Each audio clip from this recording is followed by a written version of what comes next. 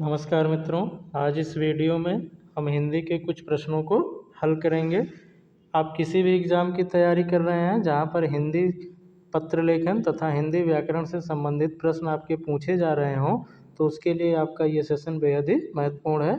यहाँ पर हमने विभिन्न परीक्षाओं में पूछे गए प्रश्नों को लिए हैं, तो इसमें टोटल आपके 25 प्रश्न लिए गए हैं। इन्हें आप हल कीजिए और ये अवश्य बताइए कि 25 में से आपका कितना स्कोर बन रहा है। आइए प्रश्नों को शुरू करते हैं। पहला प्रश्न है आपका, प्रश्न है पहला है आपका, तरु का पर्यायवाची है? ए अम्बुद, बी क्षणदा, सी बिटप, डी नृत्य।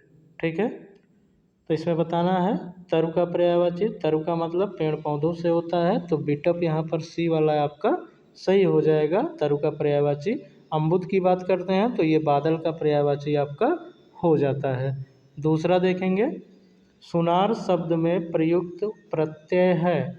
ए रा, बी रा, सी नार, डी आर। ठीक है, तो सुनार शब्द में प्रत्यय की बात करेंगे तो मूल शब्द सुन हो जाएगा और आर जो है इसमें प्रत्यय हो जाएगा, तो डी वाला आपका यहाँ पर सही हो जाएगा, आर प्रत्यय। तीसरा देखते हैं, सिमटना में का विलोम शब्द है? सिमटाना जो है उसका विलोम क्या है ये बताना है। सिकुड़ना, बी विस्तार, सी विस्तृत, डी फैसला। ठीक है, तो सिमटना का विलोम जो होगा वो आपका क्या हो जाएगा, विस्तार हो जाएगा, तो बी वाला यहाँ पर सही हो जाएगा। सिमटाना का मतलब आपका किसी चीज़ को संक्षिप्त में करना, तो ये आपका विस्तार जो है ये सही हो जाएगा। अगला देखेंगे, चौथा नंबर, हाथ पसारना मुहावरे का अर्थ है? ए मांगना, बी विस्तार, सी देना, डी लेना। तो हाथ पसारना का मतलब है कि किसी से कुछ मांगना, तो ये आपका इसका मुहावरे का अर्थ हो जाएगा, ए वाला यहाँ पर सही हो जाएगा। पांचवा नंबर है, पठन विशेषण रूप है? तो पठन का हमें विशेषण रूप बताना है, तो ए पठित, बी पाठन, सी पठनीय, डी पढ़ना। ठीक है, तो यहाँ पर सी पठनीय जो हो जाएगा पठन का विशेषण रूप होगा। अगला देखते हैं, सम्मति का संधि विच्छेद है? समधनमति, सनधनमति, सतधनमति, समधनमति। ठीक है, तो सम्मति का अगर देखेंगे तो इसका संधि विच्छेद क्या होगा, सतधनमति। सम्मति का आपका संधि विच्छेद हो जाएगा, सी वाला यहाँ पर सही हो जाएगा। अगला देखेंगे, 4 दिन की चांदनी मुहावरे का अर्थ है? 4 दिन की चांदनी मुहावरे का क्या अर्थ है? थोड़े समय का सुख, बी अमावस की रात के बाद 4 दिन, सी घर को साफ सुथरा रखना, डी उपरोक्त में से कोई नहीं। तो यहाँ पर ए वाला हमारा सही हो जाएगा, थोड़े समय का सुख 4 दिन की चांदनी आपके मुहावरे का अर्थ हो जाएगा। अगला देखेंगे, संस्करण में प्रयुक्त उपसर्ग है? संस्करण में कौन सा उपसर्ग आपका बन रहा है ये बताना है। शम, शन, शन, शम। ठीक है, तो यहाँ पर डी वाला आपका संस्करण में सम उपसर्ग आपका हो जाएगा। ठीक है, तो डी वाला यहाँ पर सही हो जाएगा। 9वां नंबर देखते हैं, निम्नलिखित में से अशुद्ध वर्तनी कौन सी है? तो अशुद्ध वर्तनी यहाँ पर आपको बताना है कि अशुद्ध रूप में कौन लिखा गया है। ख्याति लिखा गया है, खाति लिखा गया है, ठीक है, जबकि होता है ख्याति। ठीक है, तो यहीं पर आपका ये गलत हो जाता है। गजमुक्त आपका गजमुक्ता लिखा गया है, ये सही है। घोषणा सही है, चंद्रमा सही है, लेकिन ए वाला आपका ये सही नहीं लिखा गया है, यहाँ पर आधा खा होगा। ठीक है, तो यहाँ पर ए आपका सही हो गया। 10वां नंबर है, निम्नलिखित में से कौन सा शब्द महेंद्र शब्द का पर्यायवाची नहीं है? महेंद्र का पर्यायवाची इसमें से कौन नहीं है ये बताना है। देवेंद्र महेंद्र का पर्यायवाची होता है, इंद्र भी होता है, सुरेश भी होता है, जबकि राजा जो है ये महेंद्र का पर्यायवाची नहीं है। तो ये इंद्र के सभी पर्यायवाची आपके हैं, महेंद्र भी है आपका, इंद्र, महेंद्र, देवेंद्र, सुरेश। ठीक है, तो यहाँ पर डी हमारा सही हो जाएगा, राजा। निम्नलिखित में से कौन शब्द इति शब्द का पर्यायवाची है? ए पूर्ण, बी समाप्त, सी बाधा, डी उपद्रव। ठीक है, तो इति का मतलब क्या है? समाप्ति। ठीक है, इसी का पर्यायवाची हमें बताना है, तो समाप्ति यहाँ पर बी वाला आपका सही हो जाएगा। अगला देखेंगे, निम्नलिखित में से कौन सा शब्द ऊसर शब्द का विलोमार्थक है? ऊसर का विलोम हमें बताना है। अनुपजाऊ, तो ये भी तो ऊसरे का आपका पर्यायवाची हो गया। ठीक है, उपजाऊ, उपयोगी, रिक्त। ठीक है, तो उपजाऊ जो है यही हमारा सही हो जाएगा। उपजाऊ जो है आपका ये ऊसर का विलोमार्थक शब्द है, यह ऊसर का विलोम शब्द है। अगला देखेंगे, पीपल पात सरिस मन डोला, इसमें कौन सा अलंकार है? तो सम सरिस सा जिसमें आता है वो होता है आपका उपमा अलंकार, तो ये वाला आपका यहाँ पर बी सही हो जाएगा। रूपक, तो रूपी शब्द आएगा। यमक में कोई दो शब्द आएगा, श्लेष में एक शब्द आएगा लेकिन उसके अर्थ आपके अलग होंगे।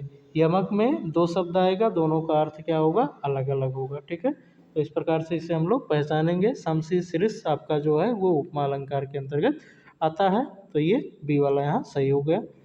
अगला देखेंगे, संस्कृत भाषा के पहले कौन सी भाषा थे? संस्कृत के पहले कौन सी भाषा हुई? तो अगर भाषा विकास के क्रम को हम लोग देखते हैं तो पाली, प्राकृत, संस्कृत इस प्रकार से विकसित होती है, तो यहाँ पर आपका प्राकृत भाषा जो हो जाएगी वो सही हो जाएगी। संस्कृत के पहले तो आपका प्राकृत भाषा हो जाएगा। ठीक है, सी यहाँ पर सही हो जाएगा। अगला देखेंगे, कान नाक कौन सा समास है? कान नाक इस प्रकार से लिख दिया जाएगा, तो उसमें कौन सा समास होगा ये बताना है। तो हम लोग कभी भी लिखते हैं तो कान और नाक लिखते हैं, और कहाँ पर आता है आपका? द्वंद्व समास के अंतर्गत, तो सी वाला यहाँ पर सही हो जाएगा। अगला देखते हैं, अज का शाब्दिक अर्थ है। ए बकरा, बी भेड़, सी अजन्मा, डी ये सभी। तो अज का जो शाब्दिक अर्थ होता है वो अजन्मा होता है, जो बकरा आपका होता है वो अजा होता है। ठीक है, तो ये आपका सही हो जाएगा, तो सी यहाँ पर हमारा सही होगा, अज मतलब अजन्मा। अगला है, निम्नलिखित में से कौन सा वाक्य व्याकरणिक दृष्टि से शुद्ध है? इसमें से हमें शुद्ध वाक्य को छांटना है। कमीज तो सिल गया लेकिन बटन नहीं टका, मतलब बटन नहीं टका नहीं, यहाँ पर बटन नहीं लगा। ठीक है, ये गलत हो जाएगा आपका। कश्मीर के प्राकृतिक सौंदर्यता का कौन, ये भी गलत है, मुग्ध ना होगा। ठीक है, किसी ने मेरी पुस्तक देखी। ठीक है, तो ये भी यहाँ पर आपका गलत। डी है आपका, मकान की बाईं ओर सड़क है, तो ये वाला हमारा डी यहाँ पर सही हो जाएगा, मकान के बाईं ओर सड़क है। ठीक है, अगला देखेंगे,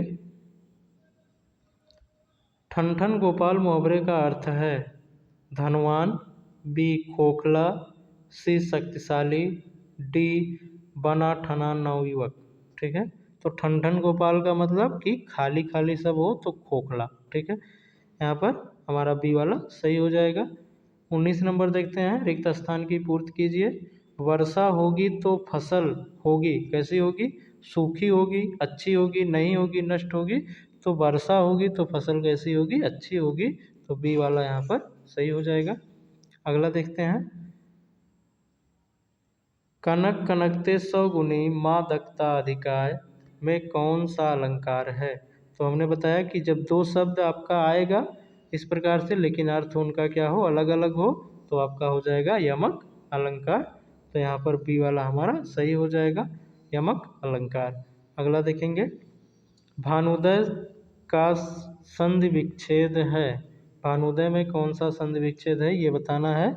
ए भान धन उदय, बी भान्य धन उदय, सी भानु धन उदय, डी भानुधन उदय। ठीक है, तो डी यहाँ पर सही हो जाएगा, भानुधन उदय। यहाँ पर दीर्घी की मात्रा नहीं होगा, लघु की मात्रा होगा, तो यहाँ याद रखेंगे भानुधन उदय। ठीक है, फिर ये दोनों मिलके लघु लग क्या हो जाएंगे, यहाँ दीर्घ हो जाएंगे, तो ये हमारा सही हो जाएगा। 22 नंबर देखेंगे, क्षुधा शब्द का विलोम है तृषा, तृष्णा, तृप्त, मृग तृष्णा। ठीक है, तो क्षुधा मतलब क्या होता है, भूख आदि जो है या असंतोष, ये क्षुधा से हम लोग लेते हैं। इसका विलोम बताना है तो तृप्त जो हो जाएगा वो क्षुधा का विलोम हो जाएगा, तो सी वाला यहाँ पर सही हो जाएगा। अगला है प्रयोग का उपसर्ग है, प्रयोग में बताना है कौन सा उपसर्ग है, प्रा, परि, धन, प्र, धन, प्रति, तो सी यहाँ पर सही हो जाएगा। प्रयोग में प्रा उपसर्ग आपका लगा हुआ है। योग जो है वो मूल शब्द है, इसको भी याद रखेंगे। अगला है आपका 14 नंबर, सर्वोदय का संधि विच्छेद है। सर्वोदय में कौन सा संधि विच्छेद है आपका, सर्वधन उदय, सर्वधन उदय, ये दो दो बार लिख दिया गया है।